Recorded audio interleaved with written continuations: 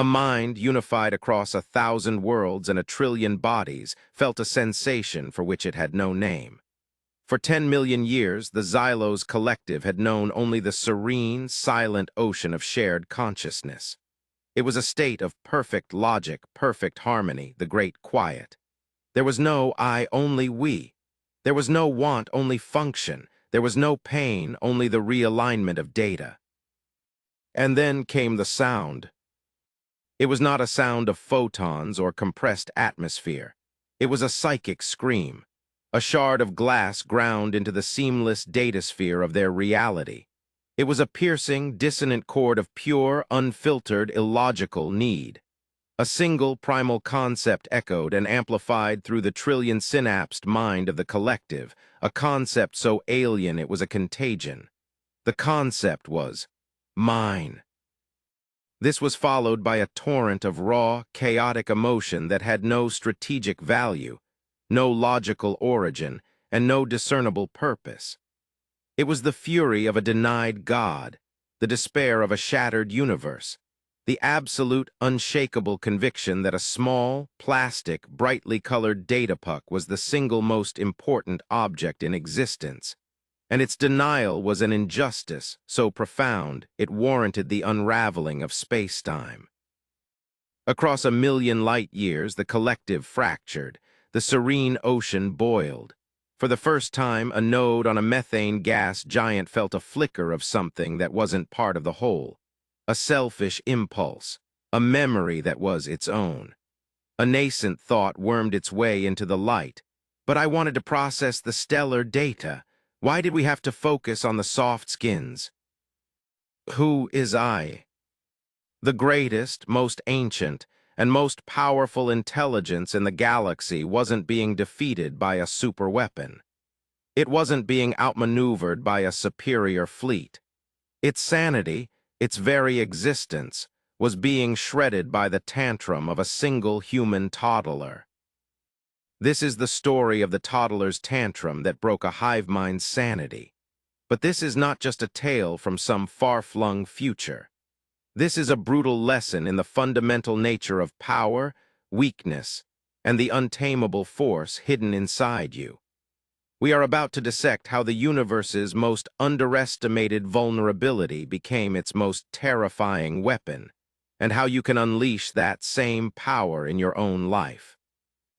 We will explore the fatal assumptions your enemies make, the weaponization of what you perceive as your greatest weaknesses, and the cosmic conflict between the crushing weight of the collective and the indomitable spark of the individual. Pay attention, because the universe is built on rules, and today you learn how to break them. Part 1. The fatal assumption of predictability. The first and most fatal error any entity can make, be it an alien empire, a corporate rival, or the nagging voice of your own self-doubt, is the assumption of predictability.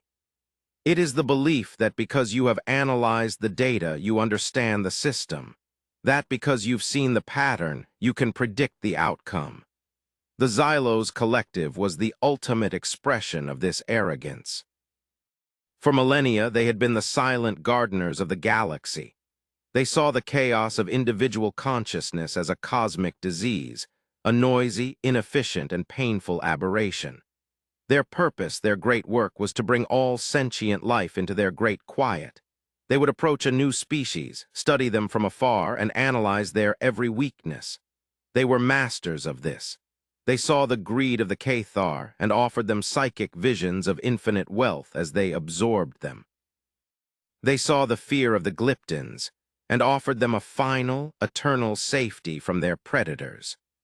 They saw the vanity of the Cygnian Star Lords and offered them a chorus of 1 trillion minds affirming their beauty, right up until the moment their individuality dissolved into the whole. When they found humanity, they thought they had the easiest target yet. They watched our broadcasts. They saw our wars, our political squabbles, our reality television. They cataloged our religions, our economies, our social media feeds. Their conclusion was simple and to them utterly logical. Humans were a walking bundle of predictable, exploitable flaws. They were driven by a simple set of emotional variables: fear, greed, lust, anger, and a desperate need for validation. All quantifiable, all manageable. Their plan was elegant. On board the human diplomatic vessel Endeavour during the first official first contact ceremony, they would not arrive with warships. They would project a single, unified avatar of shimmering light. And as the human ambassador, Eva Rostova, spoke of peace and cooperation, the collective would unleash a psychic wave. A gentle, soothing wave of belonging. It would whisper to the crew's deepest insecurities. To the lonely comms officer, it would offer perfect companionship. To the overworked engineer, it would offer infinite rest. To the ambitious captain, it would offer the validation of an entire galaxy. It was a lullaby designed to gently rock the human ego to sleep forever. They had run 10 million simulations. The probability of success was 99.999%. What they failed to simulate, what they were incapable of even conceiving, was the variable that existed outside of logic. Ambassador Rostova, in a gesture of diplomacy and trust, had brought her 3-year-old son, Leo. And Leo, at the precise moment the Xylo's psychic wave began to wash over the bridge, was denied a second juice box. The Xylos had analyzed rage. They had seen it in human warfare, in domestic disputes, in political rhetoric. But that was adult rage. It was rage with a reason, however flawed. It had a cause, a target, a desired outcome. What they had never encountered was the raw, ontological chaos of a toddler's tantrum. It wasn't an emotion. It was a psychic black hole. It was a vortex of pure, unadulterated, self-centered will that had no logic, no reason, and no objective other than its own immediate and absolute gratification. The psychic scream of "No, my juice" wasn't a communication. It was a denial of the universe itself. It was a statement that reality was incorrect and needed to rearrange itself immediately to suit the wants of this one tiny being. This unfiltered, pre-logical psychic detonation slammed into the Xylo's collective serene, orderly consciousness. Their simulations had prepared them for resistance, for psychic shields, for counterattacks. They were not prepared for a denial-of-service attack powered by pure id. The elegant, complex wave of their psychic lullaby was corrupted, overwritten, and shattered by the brute force simplicity of a child's fury. Here is the brutal truth. Your life is a battlefield of assumptions. Your boss assumes you'll accept the extra work without complaint. Society assumes you'll follow the prescribed path of school, career, mortgage, retirement. Your own fears assume you will back down when faced with discomfort. They have all run their simulations on you based on your past behavior. They believe you are predictable. Your greatest power is to become the variable they never accounted for. It's to be the toddler in the room of hyperlogical aliens. When the world expects you to be reasonable, to negotiate, to compromise your core values for the sake of peace, your power is to have a moment of pure, unreasonable commitment to what you know is right for you. This doesn't mean throwing a fit. It means you stop playing by their rules. It means when they expect you to fold, you push all in. When they expect you to be quiet, you ask the hard question. When they expect you to follow the process, you invent a new one. Your actionable step is this. Identify the most significant Xylos collective in your life right now. Is it a project at work? A limiting belief? A toxic relationship? It's the force that operates on the assumption that you are predictable and manageable. This week, you will perform one action that violates its simulation.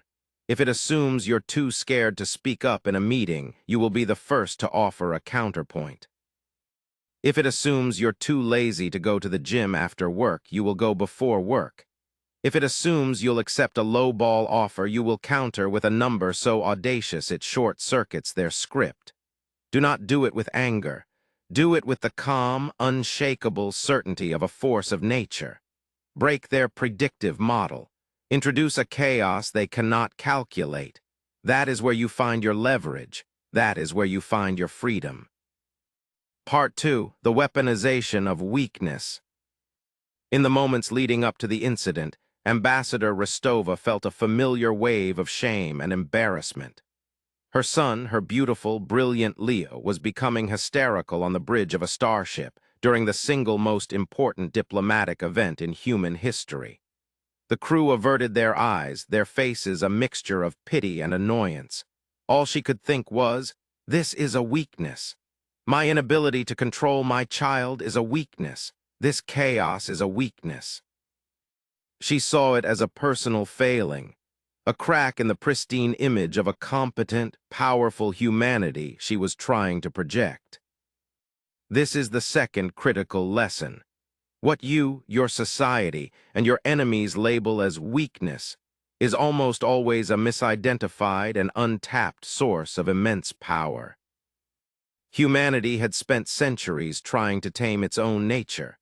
We medicated our anxieties, suppressed our anger, and pathologized our deepest, most primal emotions. We built societies on the foundation of logic, order, and emotional restraint. We saw our messy, unpredictable emotional core as a vestige of a more primitive time, a bug in our evolutionary code that we were desperate to patch. We looked at the stars and imagined that any advanced species must have surely conquered these base impulses. They would be beings of pure logic, of enlightened serenity, like the Xylos. And we were right. The Xylos had conquered their base impulses. They had genetically engineered and philosophically conditioned every trace of irrationality out of their existence. Their strength was their perfect unity, their perfect logic. And when faced with the raw, undiluted essence of what they had eliminated, they had no defense.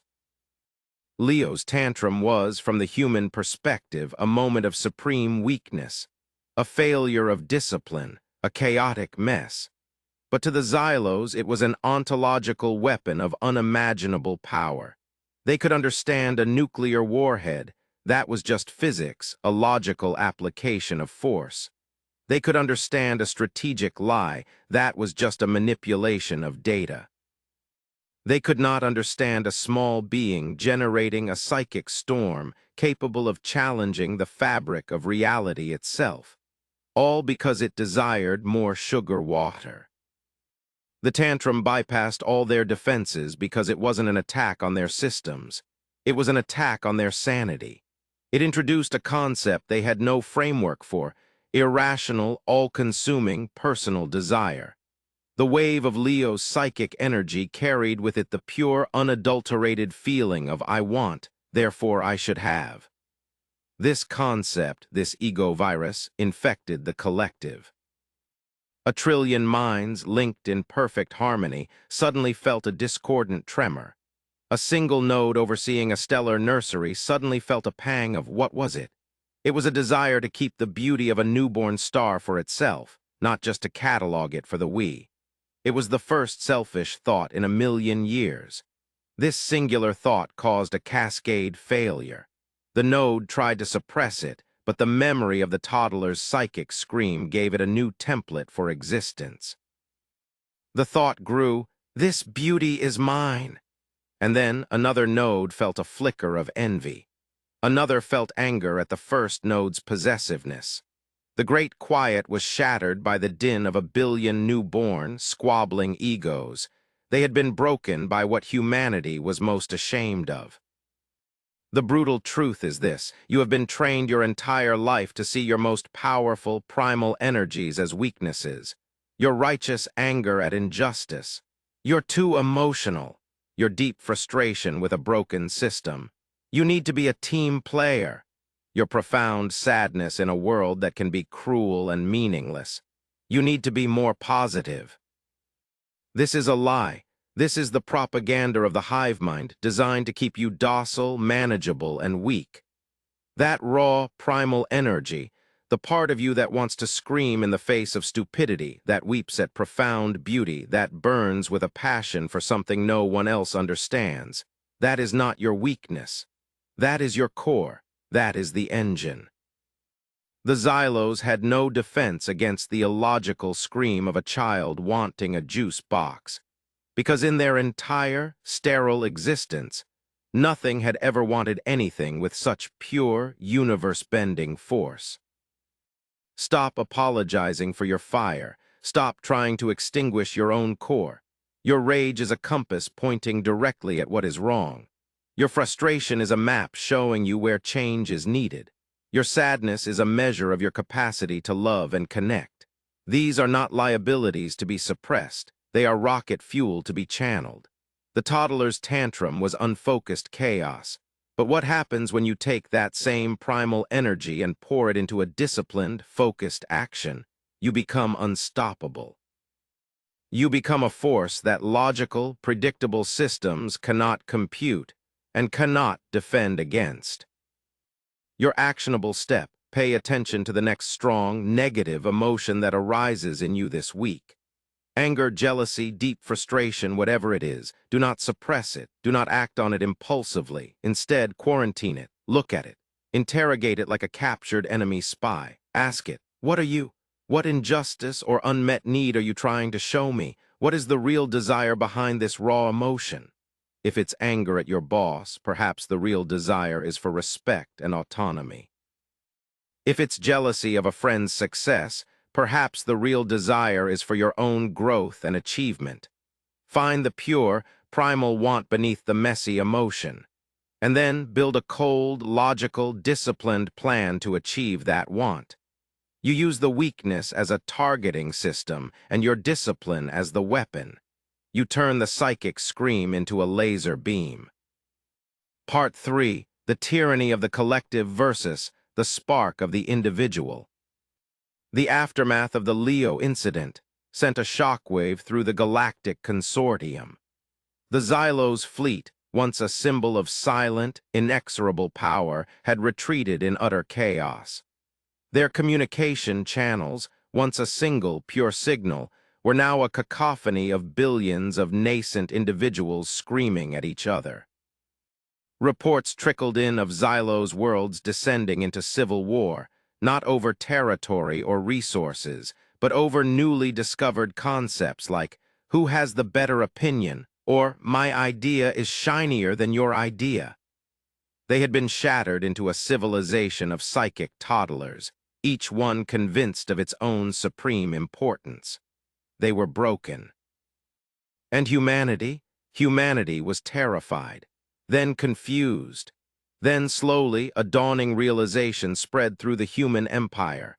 Our greatest flaw, our chaotic, stubborn, often irrational individualism was not a bug. It was our single greatest evolutionary feature. It was a passive defense system against any force that relied on conformity and psychic dominance. The Galactic Consortium, an ancient body of dozens of alien species, had always viewed humanity with a mixture of pity and contempt. We were too loud, too emotional, too divided. We couldn't even agree on how to govern our own planet, let alone present a unified front to the cosmos. But now they looked at us with a new emotion: fear. They looked at our daycare centers and playgrounds not as places of learning, but as training grounds for ontological weapons. Every human child, in their illogical, self-centered, and passionate exploration of the world, was a potential threat to any collectivist, consensus-based civilization. The human spark, the I that exists separate from the we, was now understood as the most potent force in the galaxy. This is the final, most crucial battle you will ever fight. It is the constant, grinding war between the Hivemind and the individual. The Hivemind is not some sci-fi alien. The Hivemind is the suffocating pressure of societal expectation. It's the corporate culture that demands you subsume your identity for the brand. It's the social media algorithm that feeds you what everyone else thinks, feels, and buys, until you forget what you ever thought for yourself. It's the well-meaning advice from family and friends that subtly steers you away from your risky, passionate dream and toward their safe, predictable reality. The hive mind's primary weapon is the promise of safety in the great quiet. Don't stand out. Don't make waves. Just agree. Just conform. Be one of us. It's easier here. It's safer here. It promises belonging, but the price is your soul. It offers comfort, but the cost is your potential. It tells you that your individual desires, your strange ambitions, your unique perspective are selfish and dangerous. It wants to absorb you into its predictable, manageable consensus. The Xylos collective was destroyed because it could not comprehend the power of a single, defiant I, a toddler who has not yet been socialized, who has not yet been taught to suppress their own will for the good of the group, is the purest expression of this individual spark. Their entire universe is defined by their own needs and wants. While that is not a sustainable way for an adult to live, the essence of that power, the unwavering, unapologetic commitment to one's own internal reality, is something most of us have been trained to kill in ourselves. Here is the brutal truth. The world will not celebrate your individuality until it is forced to. It will resist it. It will try to shame it, mock it, and absorb it. Your psychic tantrum is not yelling and screaming. Your psychic tantrum is the act of choosing your difficult, uncertain path over the easy, conventional one. It's the act of starting the business when everyone tells you to keep the safe job. It's the act of speaking the truth when everyone else is silent. It's the act of pursuing your art, your science, your vision, with a relentless, single-minded focus that the rest of the world mistakes for madness. It is the declaration of I am, in a world that wants you to be we are. This act, this commitment to your own spark, is what breaks the sanity of the hive mind that surrounds you. It cannot compute your actions because you are no longer operating on its approved set of variables. Your final actionable step is to define your defiant spark. This is not a vague goal. This is your non-negotiable principle. Take out a piece of paper or open a new document and answer this question. What is the one thing about my identity, my dream, or my values that I would defend with the irrational ferocity of a toddler defending their favorite toy? What is the hill you will absolutely die on? Is it your integrity, your creative vision, the mission of your company, the promise you made to yourself? This is your core. This is your I. Write it down in a single, powerful sentence. For example, I will build a life based on freedom, not on security. Or, I will create art that is honest, not that is popular. Or, I will not compromise my personal integrity for professional gain. This statement is your shield. It is your weapon. Read it every single morning and every single night. When the hive mind comes to you with its reasonable offers, its tempting compromises, and its safe alternatives, you hold up this statement. It is your defiant no. It is the psychic scream that reminds you who you are. This is how you defend the spark. This is how you win the war for your own soul. A conclusion. We began with the story of the Xylos collective, a godlike intelligence brought to its knees by the one thing it couldn't understand, the beautiful, terrifying chaos of the human spirit. They prepared for fleets and supernovas, for strategic genius and technological marvels. They were defeated by a juice box. They made 3 fatal errors, the same errors the forces holding you back make every single day. First, they assumed you were predictable, that your future was just a logical extension of your past. Second, they mislabeled your most primal, powerful emotions as weaknesses to be exploited, rather than as titanic forces to be feared. And third, they believed their collective will could inevitably crush your individual spark. They were wrong. The story of the toddler's tantrum that broke a hive mind's sanity is not a distant sci-fi epic. It is a mirror. It reflects the constant battle within and around you. Your life, your industry, your own mind, they are all filled with hive minds that demand conformity, predictability, and silence. They want you to be a manageable, quiet part of the great quiet. Your greatest power, your ultimate weapon, lies in defying that demand.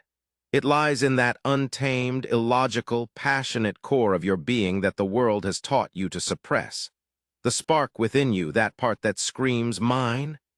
When it comes to your dreams, your dignity, your life's purpose, that is not a character flaw. It is not immaturity. It is a reality-bending force. It is the very essence of human potential. Stop trying to be so damn reasonable. Stop apologizing for the fire in your belly. Stop negotiating with the parts of the world that want to make you smaller. Your call to action is this: find the hive mind in your life. Identify the chorus of voices, internal and external, that tells you to be quiet, to fit in, to give up. And then get ready to throw your own psychic tantrum, not with noise and immature rage, but with the cold, disciplined, and relentless application of your individual will. Use your weakness as a targeting system. Violate their predictions. Defend your spark with everything you have. Go break the sanity of a universe that wants you to be just another number. Go claim what is yours.